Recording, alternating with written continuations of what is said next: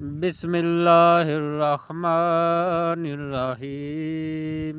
صحیح بخاری حدیث نمبر 74۔ حضرت ابن عباس رضی اللہ عنہ نے فرمایا کہ وہ خضر علیہ السلام تھے، پھر ان کے پاس سے ابی بن کعب گزرے تو عبداللہ بن عباس رضی اللہ عنہ نے انہیں بلایا اور کہا کہ میں اور میرے یہ رفیق موسیٰ علیہ السلام کے اس ساتھی کے بارے میں بحث کر رہے ہیں جس نے انہوں نے ملاقات چاہی تھی۔ کیا آپ نے رسول اللہ صلی اللہ علیہ وسلم سے اس کے بارے میں کچھ ذکر سنا ہے؟ انہوں نے کہا، ہاں میں نے رسول اللہ صلی اللہ علیہ وسلم کو یہ فرماتے ہوئے سنا ہے۔ ایک دن حضرت موسیٰ علیہ السلام بنی اسرائیل کی ایک جماعت میں بیٹھے ہوئے تھے کہ اتنے میں ایک شخص آیا اور اس نے آپ سے پوچھا، کیا آپ جانتے ہیں کہ دنیا میں کوئی آپ سے بھی بڑھ کر عالم موجود ہے؟ حضرت موسیٰ علیہ السلام نے فرمایا، نہیں۔ اس پر اللہ تعالیٰ نے حضرت موسیٰ علیہ السلام کے پاس وحی بھیجی کہ ہاں ہمارا بندہ خضر ہے جس کا علم تم سے زیادہ ہے۔ حضرت موسیٰ علیہ السلام نے اللہ سے دریافت کیا کہ خضر علیہ السلام سے ملنے کی کیا صورت ہے؟ اللہ تعالیٰ نے ایک مچھلی کو ان سے ملاقات کی علامت قرار دیا اور ان سے کہہ دیا کہ جب تم اس مچھلی کو گم کر دو تو واپس لوٹ جاؤ۔ تب خضر سے تمہاری ملاقات ہوگی۔ تب موسیٰ علیہ السلام چلے اور دریا میں مچھلی کی علامت تلاش کرتے رہے۔ اس وقت ان کے ساتھی نے کہا، جب ہم پتھر کے پاس تھے کیا آپ نے دیکھا تھا؟ میں اس وقت مچھلی کا کہنا بھول گیا اور شیطان ہی نے مجھے اس کا ذکر بلا دیا۔ موسیٰ علیہ السلام نے کہا، اس مقام کی ہمیں تلاش تھی۔ تب وہ اپنے نشانات قدم پر پچھلے پاؤں باتیں کرتے ہوئے لوٹے۔ وہاں انہوں نے خضر علیہ السلام کو پایا۔ پھر ان کا وہی قصہ ہے جو اللہ نے اپنی کتاب قرآن میں بیان کیا ہے۔ صحیح بخاری حدیث نمبر 75۔ ایک مرتبہ رسول اللہ صلی اللہ علیہ وسلم نے مجھے سینے سے لگا لیا اور دعا دیتے ہوئے فرمایا کہ اے اللہ اسے علم کتاب قرآن عطا فرماؤ۔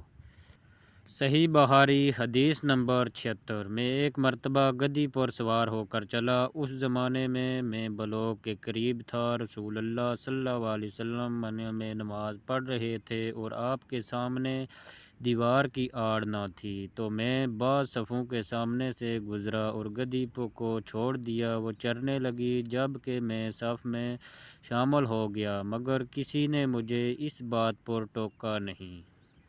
صحیح بخاری حدیث نمبر 77۔ ایک مرتبہ رسول اللہ صلی اللہ علیہ وسلم نے ایک ڈول سے منہ میں پانی لے کر میرے چہرے پر کلی فرمائی اور میں اس وقت 5 سال کا تھا۔ صحیح بخاری حدیث نمبر 78۔ آپ فرما رہے تھے کہ ایک بار حضرت موسیٰ علیہ السلام بنی اسرائیل کی ایک جماعت میں تھے کہ اتنے میں ایک شخص آیا اور کہنے لگا، کیا آپ جانتے ہیں کہ دنیا میں آپ سے بھی بڑھ کر کوئی عالم موجود ہے؟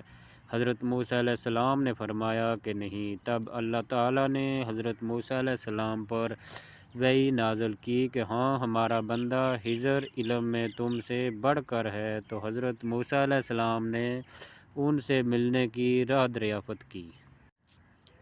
اس وقت اللہ تعالیٰ نے ان سے ملاقات کے لیے مچھلی کو نشانی قرار دیا اور ان سے کہہ دیا کہ جب تم مچھلی کو نہ پاؤ تو لوٹ جانا، تب تم خضر علیہ السلام سے ملاقات کر لو گے۔ حضرت موسیٰ علیہ السلام دریا میں مچھلی کے نشان کا انتظار کرتے رہے۔ تب ان کے خادم نے ان سے کہا، کیا آپ نے دیکھا تھا کہ جب ہم پتھر کے پاس تھے تو میں وہاں مچھلی بھول گیا اور مجھے شیطان ہی نے غافل کر دیا؟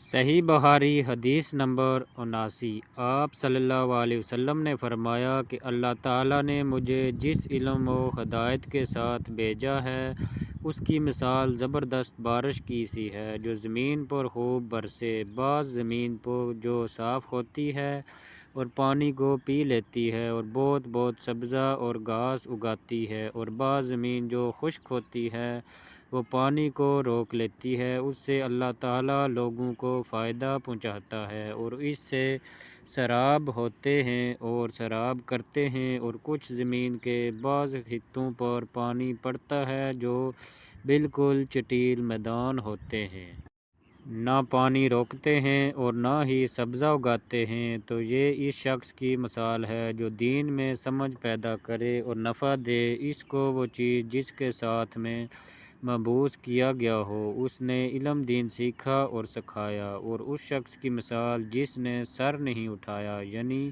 توجہ نہیں کی، اور جو ہدایت دے کر میں بھیجا گیا ہوں اسے قبول نہیں کیا۔ حضرت امام بخاری رحمۃ اللہ علیہ فرماتے ہیں کہ ابن اسحاق نے ابو اسامہ کی روایت سے قلبت علماء کا لفظ نقل کیا ہے کا اس خطہ زمین کو کہتے ہیں جس پر پانی چڑھ جائے مگر ٹھہرے نہیں، اور سفیف اس زمین کو کہتے ہیں جو بالکل ہموار ہو۔